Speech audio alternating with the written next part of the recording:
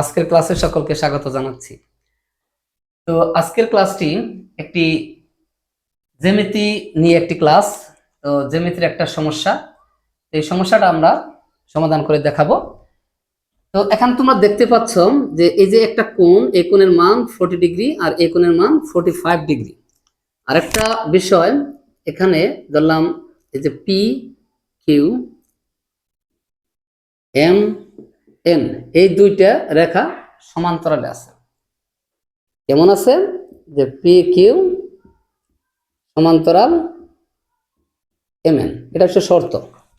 এই শর্তের উপর ভিত্তি করে আমাকে এই যে বাহিরের কোণটা, এটা এক্স এর মান, এটা এই এক্স এর মান বের করে দেখাতে হবে। তো চলো আমরা শুরু করি। খুবই মজার ইন্টারেস্টিং একটা বিষয়।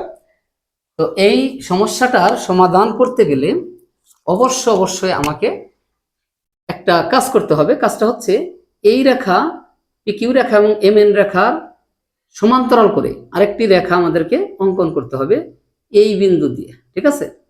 তো আমরা সেই রেখাটা করলাম।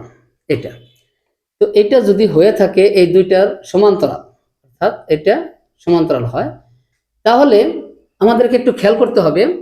যেমন এইটাকে আমরা ই এফ এটা কল্পনা করলাম যে ই এফ রেখা।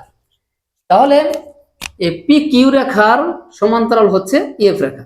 সমান্তরাল হইলে এইখানে যদি একটা অক্ষর আমরা দিয়ে দেই, এখানে কে দিলাম, অর্থাৎ এই বিন্দুটা হচ্ছে কে, তাহলে এই পি কে হচ্ছে এই রেখার একটা ছেদক। ছেদক যদি হয় তাহলে এইটা একটা কোণ তৈরি হয়েছে, এটা একটা কোণ তৈরি হয়েছে বিপরীত পার্শ্বে। তো বিপরীত পার্শ্বে অর্থাৎ এরা হচ্ছে একান্তর কোণ। ঠিক আছে? তাহলে এই কোণটার মানও, একান্তর কোণগুলা কি সবসময় সমান হয়। তো সমান হলে এই কোণটার মান 40 ডিগ্রি হবে। আমরা 40 ডিগ্রি পেয়ে গেলাম, অর্থাৎ এই কোণ হচ্ছে 40 ডিগ্রি। ঠিক আছে? অনুরূপ ভাবে এই এম এন এবং ই এফ সমান্তরাল আর এই এম কে হচ্ছে ছেদক। তাহলে এই কোণের একান্তর কোণ হচ্ছে এটা। একান্তর কোণ হলে এখানে 45 ডিগ্রি হবে, সমান একান্তর কোণগুলো পরস্পর সমান। তাহলে এখন এই দুইটা কোণ মিলে কি হয়? 40 যোগ 45, দ্যাট ইজ এখানে আমরা 85 লিখতে পারি, 85 ডিগ্রি।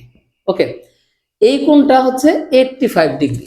এখন একটা ইন্টারেস্টিং বিষয় যে এই পুরো কোণটা, এই পুরো কোণ এটা, অর্থাৎ এই কোণটা এটা হচ্ছে 360 ডিগ্রি।